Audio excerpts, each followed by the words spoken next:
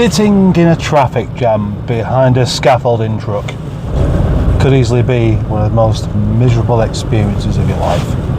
And obviously that is an exaggeration and just a bit annoying for it. But we do it all the time. And it's this fear of being sat in traffic jams that probably causes many of us, with our live updates on our SatNavs, to use them even when we don't need them. Maybe not so much when you have to plug in your SatNav, put in the destination, but the majority of cars these days have SatNav built in, don't they? Yeah, they do. And it's probably on all the time, even when you're going somewhere you've been 1,000 times before.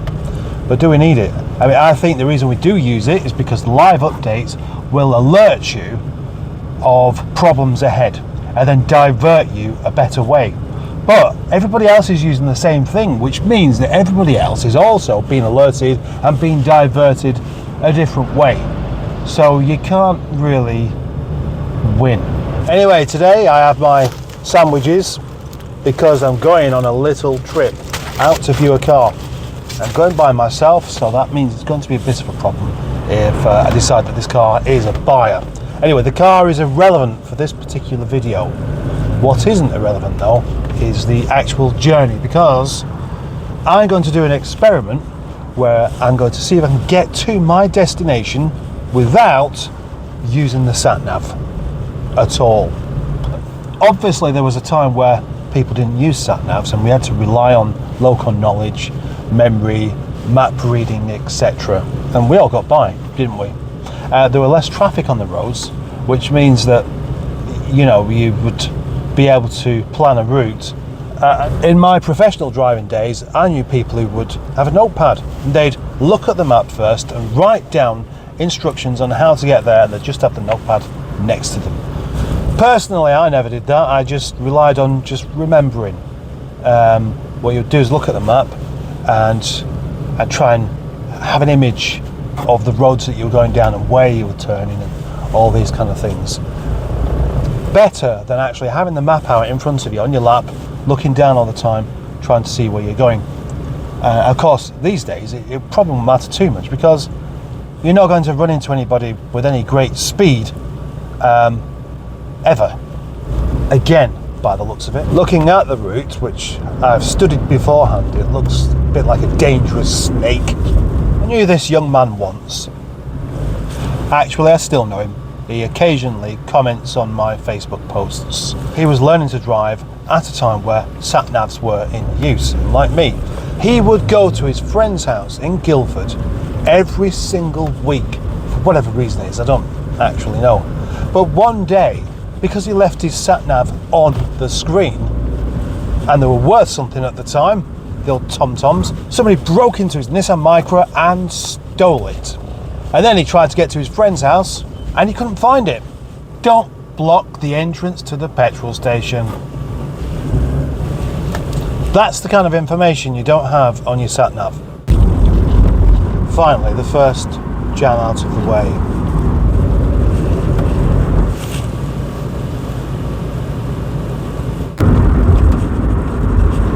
I am definitely going to be a bit late anyway. And already I've gone off track using my local knowledge. I thought, I reckon this way might be better. And that's unusual for any of us to do, really, unless you're... Well, it's just unusual, isn't it? When earlier on I looked at the route, this particular section of motorway is one I want to avoid, and looking up that way there, it's looking quite busy. Although I've just come out of a really busy section. Maybe the SatNav does know best, but things change, and because I'm not using the SatNav, I'm not finding out whether it's changed or not. So I'm just taking a risk. Actually, when it comes to A roads and motorways, the A roads are less of a risk if anything goes wrong. If anything really goes wrong on a motorway, you are stuck. But then again, when you end up in a jam on the motorway and your SatNav starts to try and divert you off, remembering that everybody else is also being diverted off, sometimes it can pay to just stay where you are, because you'll just end up in a jam somewhere else. In the meantime, where you was could well have cleared up. So they're making a nice cycle lane along here, which always feels like a good idea. You know, to be on your bike and away from the traffic is makes you feel a bit less vulnerable. Would make more people go on their bikes. I'm all up for that. But how long will this cycle lane last before it just merges back onto the road again? And how much did it cost? And will anybody even use it? There you go, it's gone. Do end up thinking, you know, why bother? Either do these cycle lanes properly or don't bother at all, because nobody uses them. The reason nobody uses them is because they're hopeless, and you've got to keep on going up and down curbs everywhere you go. And if you are a keen cyclist, it's just quicker just to stay on the road. That'll be the local council again. There are no more roundabouts left to ruin and turn into traffic lights, so we need to spend our money on something else.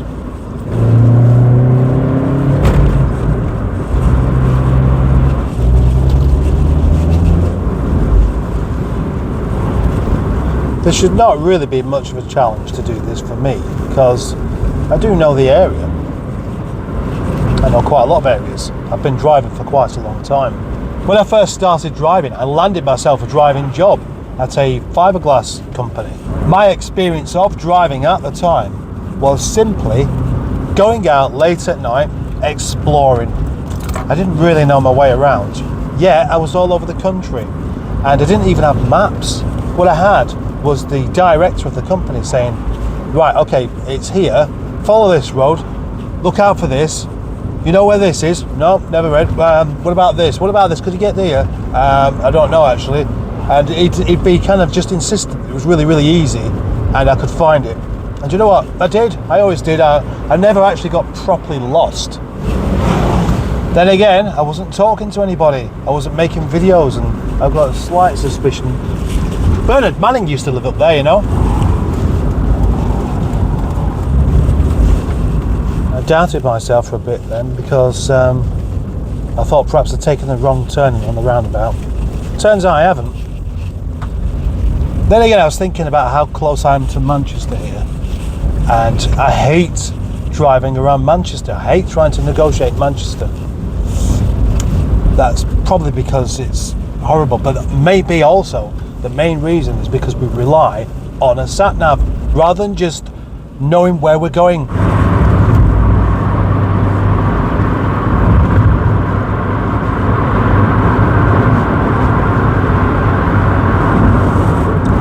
Well, I would say that's a success. Yeah, I'm on the motorway now because I'm on my way back. I've already been. I've been to see the car. I'm going to have it. I succeeded in my mission to get to this destination without looking at the map after I'd already looked at it. Yeah, it wasn't very far away. Fair enough. I knew most of the way there anyway. I cheated, or did I? No, I didn't. I wouldn't normally have done that. I would normally have put the SatNav on just to make sure I didn't struggle. And the fact is, I didn't. So, there we go. I win. Thank you. Bye-bye for now, and see you in the next one.